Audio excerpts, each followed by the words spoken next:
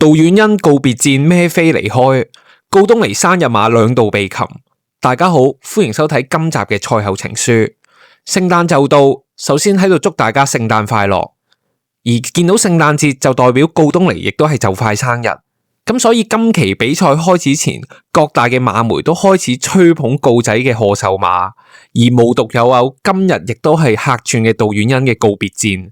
咁所以當呢兩個概念一疊加起身，佢哋嘅馬就自然會熱咗唔少。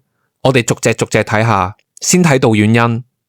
咁今日杜婉欣就係 full book 嘅，全日騎足9隻，兩個第三睇落去成績都唔算特別差。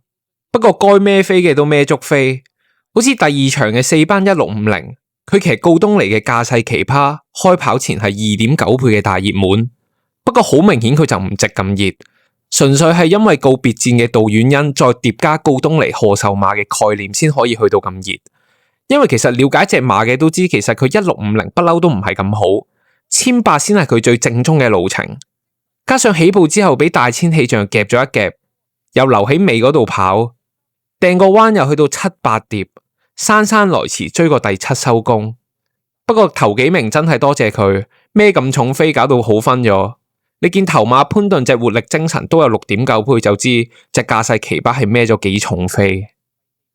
咁再跟住第二隻孭飛嘅就係第7場嘅4班1200米良區好友，開閘之後係落到4.2倍。咁5檔起步嘅良區好友出閘都算快，咁佢又諗住搶前啦，但係又俾隻渾身解數 check 咗少少，咁良區好友就俾佢掉埋出去，但係唔知點解杜婉欣又唔鬆多幾步俾隻馬走。反而係捉住隻馬，搞到隻馬口擘擘，越捉就越後，全程就走住個3、4碟，轉彎仲要飛到10幾碟出去衝，基本上同冇跑過係冇分別噶。不過佢就算咁樣跑到錯晒，佢都仲可以先過潘大衛隻飛雲過終點。呢一場潘大衛又係跑到錯晒，有乜可能飛雲跟到咁前？完全係亂跑，所以話佢開唔到齋，真係唔係冇原因。But anyway， 講翻杜婉欣先，遲啲先再有機會先再同潘大衛開會。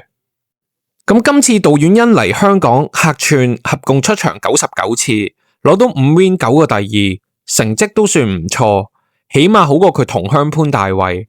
雖然告別戰就贏唔到馬，不過佢嚟親香港都有好多人支持，又可以贏馬，臨走又可以孭下飛咁，嚟多幾次香港相信都會好受歡迎。起碼下次再嚟香港都會俾排佢先。咁講完杜婉欣，再講下今日另一個焦點人物，就係生日嘅告東尼。唔知點解每年佢生日前，各大馬媒都會開始吹捧佢會有賀壽馬。咁我唔知大家仲記唔記得佢對上一次生日前有賀壽馬係幾時？反正我記得佢對上2年生日前都係冇馬贏嘅。不過今日嘅佢其實都唔係唔想贏，只可惜2場都被生擒。先係第5場嘅寶城智好，其實呢隻馬講起身都有啲奇怪。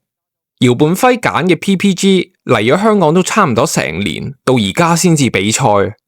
本身喺輝哥度係去到11月份左右先轉咗去告仔嗰度，仲要個試閘表現真係談唔上有幾好。但係今日比賽前嘅墊底飛都真係有唔少。不過可能隻馬第一次出，啲出腳啊、轉彎啊都仲係好生。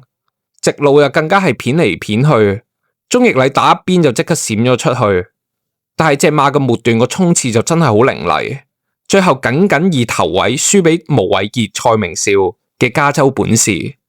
講真，3個同告東尼都好有淵源，咁蔡明少徒弟就唔使多講啦，咁毛偉傑又係佢前副練，加州係嘅馬作為一直以嚟最支持告東尼嘅大馬主，呢個組合咁樣就頂住咗告東尼嘅賀壽馬。仿佛好似係一個宿命嘅安排。